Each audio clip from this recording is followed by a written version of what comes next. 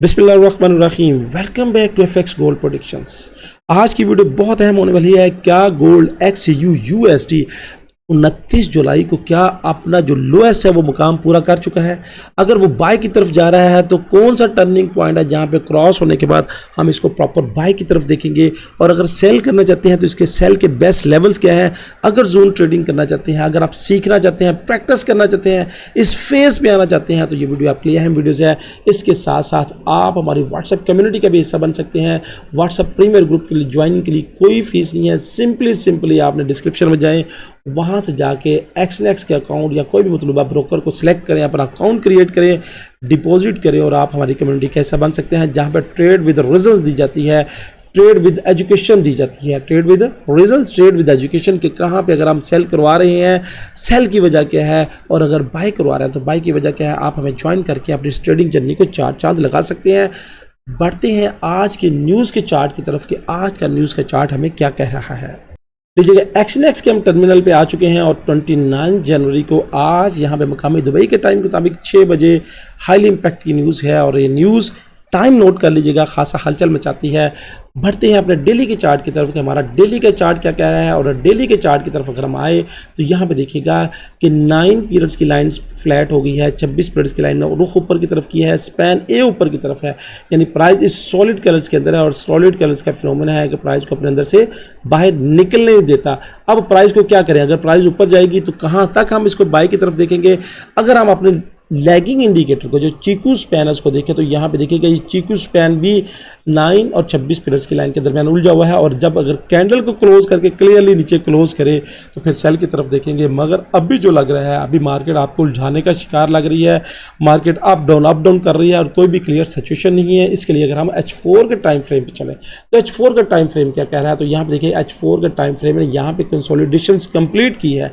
अगर H4 का structural base देखें तो यहाँ से ये लो, ये हाई है, किसी भी जगह पे, यानी यहाँ पे भी इसने अपनी रिट्रेसमेंट मुकम्मल नहीं की और इस जहाँ पे हमने बॉक्स लगाया हुआ है यहाँ पे भी इसने अपनी रिट्रेसमेंट मुकम्मल नहीं की। अब H4 अपनी रिट्रेसमेंट मुकम्मल करने के लिए ऊपर जा सकता है। कितना जा सकता है रिट्रेसमेंट? आप गौर कीजिएगा कि यहाँ से ये मैं इसको 1 लेग लूँगा, कोई रिट्रेसमेंट के पॉइंट्स नहीं है अभी यहाँ पे H4 के मुताबिक। अगर H1 के मुताबिक देखेंगे तो वहाँ पे रिट्रेसमेंट हमें मिलेगी। तो हम शिफ्ट होते हैं H1 के टाइम फ्रेम पे। H1 का टाइम फ्रेम हमें क्या कह रहा है? तो यहाँ पे अगर H1 को देखें तो यहाँ पे ये क्रॉस ओवर हुआ था। क्रॉस ओवर होने के बाद यहाँ पे प्राइस ने किसी भी जगह पे ऊपर नहीं की और प्राइस ये डायरेक्टली नीचे आ गई। अब ये बड़ी कैंडल आई हुई है, यहाँ पे देखिएगा ये कैंडल का टॉप और ये कैंडल का बॉटम, और प्राइस इसके अंदर क्या कर रही है? आपको ऐसे स्प्रिंग करवा रही है। अब प्राइस इसको स्प्रिंग करवा रही है तो प्राइस को कहाँ से हम बाय की तरफ देखें तो यहाँ पे देखिएगा कि H1 के टाइम फ्रेम के मुताबिक 1 घंटे के टाइम फ्रेम के मुताबिक प्राइस 26 पीरियड्स की लाइन से नीचे है। अगर यहाँ पे मैं देखूँ, यहाँ पे मैं स्ट्रक्चर ड्रा करूँ तो ये हाई था, ये लो था, फिर इसके बाद ये हाई किया और उसके बाद ये लो किया। H4 में मार्केट ने वेव्स नहीं बनाई, H1 में ये वेव्स की शक्ल है। अब कहाँ से हम सेल की तरफ देखेंगे तो ये जोन जहाँ से इसका बॉटम है और यहाँ पे 26 पीरियड्स की लाइन है, that is your first turning point. अब मैं आगे बढ़ूंगा, चूँकि मैंने पहले ऑलरेडी जोन्स मार्क किए हुए हैं तो ये जोन जो आपके लिए मार्क किए हुए हैं इसमें देख लीजिएगा, that is your turning point. ये जो पॉइंट मैंने आपके लिए मार्क किया है, अगर इससे ऊपर क्लोज करेगी प्राइस, इससे ऊपर प्राइस क्लोज करेगी तो फिर हम इसके ऊपर क्लोज करने की शक्ल में बायर्स हो जाएंगे वक्ती तौर पे और अप टू लेवल यहाँ तक होंगे बायर्स।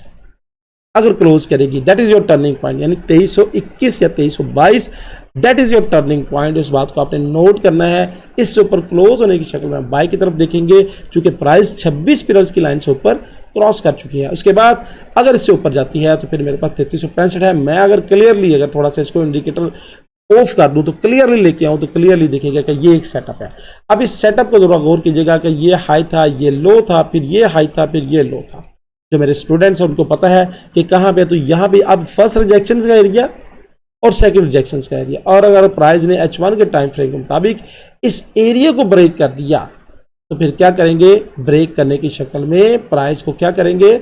अगर इसने ब्रेक कर दिया, ये ऊपर चली गई तो ये रिटेस्ट पॉइंट, और रिटेस्ट पॉइंट के बाद हमारा टारगेट होगा 65 और 65 से फिर रिटेस्ट, और उसके बाद अगला टारगेट होगा 77, फिर 86 और 3402।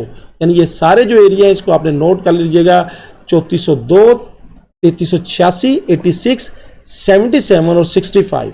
3365, मोटे मोटे ये बयान कर रहा हूँ। और अगर प्राइस यानी ये जो जोन है ना, अब ये zone that is a very important zone, अगर प्राइस इस जोन्स को ब्रेक करने में नाकाम रहती है, और ये पहला पॉइंट है ब्रेक का और ये सेकंड पॉइंट है, अगर प्राइस इसको एरिया को ब्रेक करने में नाकाम रही और प्राइस जाके वापस आ गई तो रिटेस्ट पे हम सेल की तरफ देखेंगे और हमारा फर्स्ट टारगेट यही होगा 3309।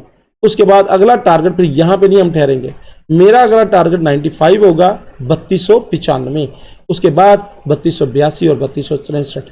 अब मेरी नज़र में that is the very important zones, ये जोन टर्निंग जोन है, और इस जोन के अंदर ये जो मैंने बॉक्स मार्क कर रहा हूँ that is your turning box. इस बॉक्स से ऊपर क्लोज करने की शक्ल में बाय, और अगर नीचे रहेगी तो सेल की अपॉर्चुनिटीज ही लेते रहेंगे।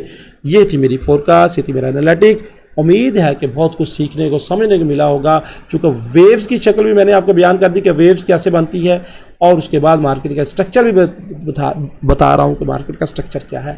तो दोस्तों ये थी फोरकास्ट, ये थी एनालिटिक। इसके साथ साथ अगर आप हमारी एक बहुत बेस्ट रिवार्ड स्कीम आई है जो हमने एक्सनेक्स के तावन से कोलैबोरेशन से ली है, और 27 जुलाई को ये शुरू है, $7 कैशबैक मिल रही है बगैर किसी मेहनत के। अगर आप देखें स्टैंडर्ड प्लस अकाउंट हमारे लिंक से क्रिएट करते हैं, और एक स्टैंडर्ड लॉट पे, चाहे आप लॉस में चाहे प्रॉफिट में हैं, एक स्टैंडर्ड लॉट आपने लगा दी, अगले दिन आपको $60 आपके अकाउंट पे मौजूद होंगे। ये है हमारे कैशबैक का वादा। अगर स्टैंडर्ड लॉट से कम भी आप ट्रेड करते हैं तो हर ट्रेड पे, यानी इसी तनासब से अगर आप इसको डिवाइड कर लेंगे तो आपके अकाउंट में रिबेट जाना शुरू हो जाएगी। ये हमारा बड़ा बेस्ट रिवार्ड प्रोग्राम है, आप इसको ज्वाइन करें, और यकीनन पूरी यूट्यूब उठा के देख लें, पूरे चैनल्स उठा के देख लें, हर कहेगा कि आप हमारे IB लिंक से ज्वाइन करें, IB लिंक से ज्वाइन करें।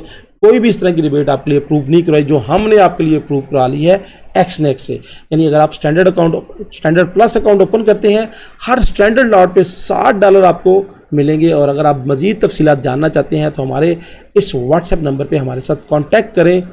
इंशाल्लाह बहुत कुछ सीखने को, बहुत कुछ समझने को, और साथ साथ कैश रिबेट मिलने को आपको मिलेगी। तो दोस्तों ये थी फोरकास्ट, ये थी एनालिटिक।